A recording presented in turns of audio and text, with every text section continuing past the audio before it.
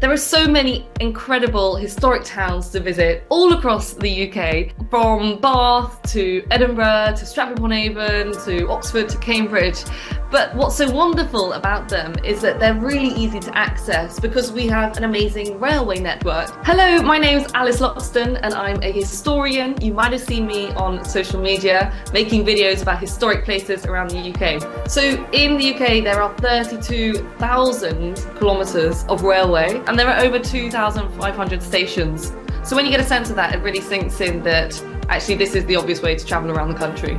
I'm really excited to be working on this campaign with Trainline. What's interesting is 1 in 10 Brits have never been to a historic site, which I think is quite a lot. But despite that, there was 75% of them who said that they had an intention to go to these historic sites, which is exciting. 19% said that they just didn't know how to get there and they didn't know where to go. I put together a list of 10 places that are some suggestions that people can visit by rail. One of my favourites and one that I visited recently is Stratford-upon-Avon, and there's so many wonderful things you can see there, mostly relating to Shakespeare, because this was Shakespeare's birthplace. You can see his school, you can see where he's buried, but one of the amazing kind of hidden gems of Stratford-upon-Avon is the Guild Chapel. It's got these amazing medieval wall paintings, but they were covered in a wash, and it was only in recent years that they removed the whitewash. So one of the most popular places for visitors to the UK is Edinburgh.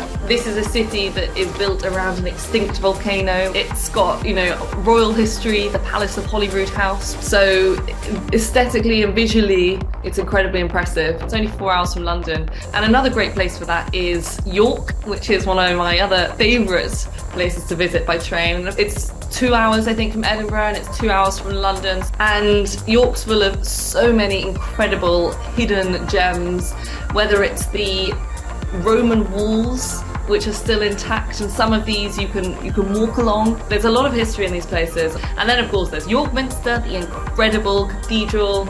I love taking the train, I love jumping on, relaxing, and seeing the countryside go by. So I think it's an experience in itself. Say if you're going from Edinburgh to London, you see this amazing cross-section of the country, travelling through some great towns, passing sometimes amazing seaside settings, and you don't have any faff of trying to park.